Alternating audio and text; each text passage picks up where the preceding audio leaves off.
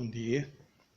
Gostava de partilhar com os irmãos uma passagem em Mateus, capítulo 14, versículos 22 a 33.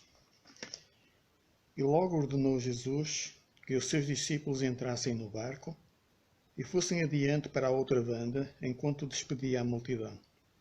E despedida a multidão, subiu ao monte para orar à parte. E chegada já à tarde, estava ali só.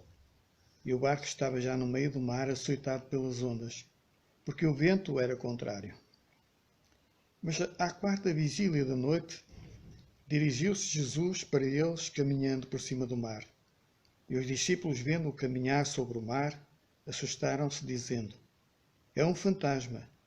E gritaram com medo. Jesus, porém, lhes falou logo, dizendo: "Tende bom ânimo, sou eu, não temais." E respondeu-lhe Pedro e disse: "Senhor, se és tu, manda-me ir ter contigo por cima das águas." E ele disse: "Vem." E Pedro, descendo do barco, andou sobre as águas para ir ter com Jesus. Mas sentindo o vento forte, teve medo e, começando a ir para o fundo, clamou, dizendo: "Senhor, salva-me." E logo Jesus, estendendo a mão, segurou e disse: "Homem de pouca fé, por que duvidastes?" E quando subiram para o barco, acalmou o vento.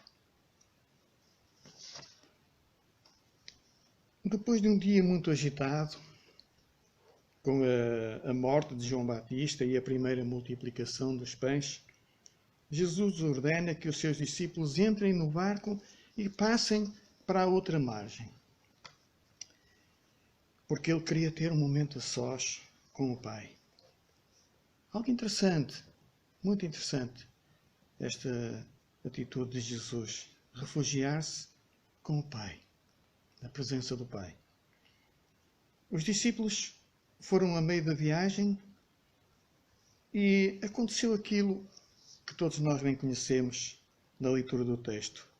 O mar agitou-se, eles veem um vulto que pensavam ser um fantasma e Jesus diz-lhes: "Sou eu, não temais." Aconteceram coisas na vida dos discípulos, naquele momento, que excediam largamente a sua capacidade de controlar. Precisavam da ação de Deus. Precisavam do poder sobrenatural de Deus para enfrentá-las. Jesus ordenou que entrassem no barco. Os discípulos sentiram-se como que sozinhos. Parecia que o Mestre se queria ver livre deles. Na verdade, Jesus pretendia ter um tempo a sós com o Pai. Quando Jesus nos manda fazer algo, Ele nunca nos deixa sozinhos. Nunca. Estou a lembrar-me quando Jesus entregou a grande comissão aos seus discípulos. Ele disse-lhes: "Ide por todo o mundo e pregai o Evangelho a toda a criatura." E depois, mais à frente, ele diz: "E eis que eu estou convosco todos os dias até à consumação dos séculos." Não há nada que Jesus nos mande fazer em que Ele próprio não se faça presente. Jesus nos comprou com o seu próprio sangue. Como é que Ele poderia abandonar-nos? Sempre que enfrentamos uma situação difícil, é uma oportunidade de Deus manifestar o seu poder na nossa vida. Jesus também andou sobre as ondas. Parece que os discípulos não estavam ainda habituados ao poder sobrenatural de Deus. E no meio daquela confusão, eles pensaram tratar-se de um fantasma e não perceberam que era Jesus.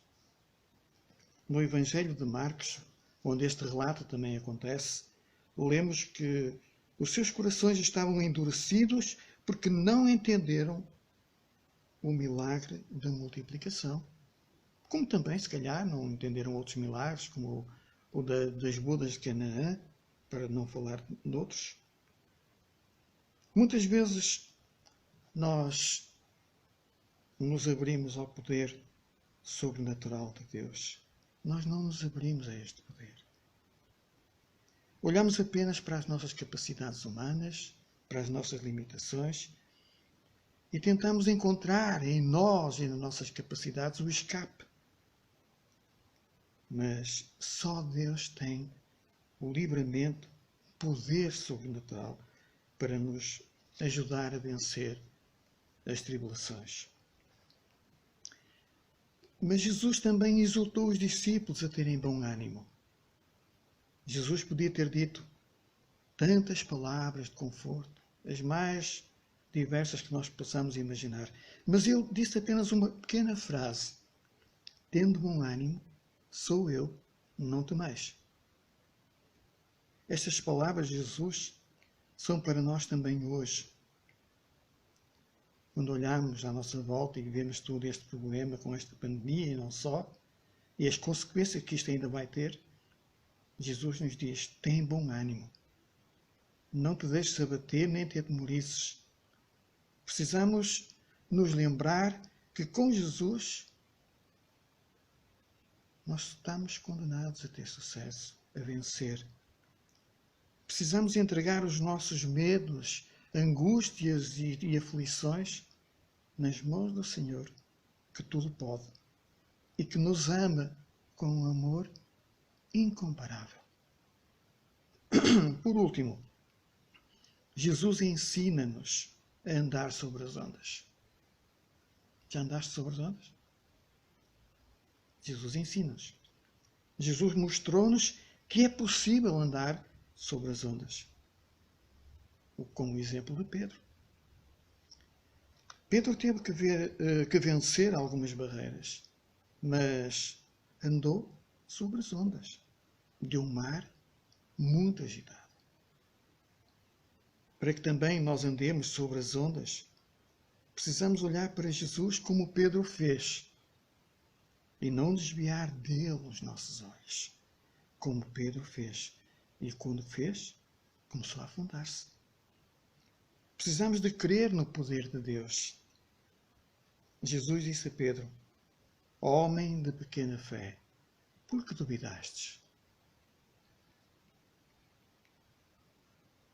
Deixa-me fazer-te uma pergunta. O que é que Jesus te diria a ti hoje? Muitas vezes caminhamos como que sobre as ondas. Mas ao chegar o momento de dúvida, afundamos-nos. A vida agitada, as ondas da nossa vida, levam-nos muitas vezes a afundar-nos por causa de pouca fé. Jesus nos chama a andar sobre as ondas neste momento, neste mundo de dificuldades, cheio de problemas e até com um coronavírus, colocando-nos constantemente à prova. Mas também nos diz que estará connosco todos os dias para nos estender a sua mão quando precisarmos de ajuda, quando nos estivermos a afundar. Foquemo-nos em Cristo e não nas dificuldades. Tenham um bom dia e que Deus te abençoe.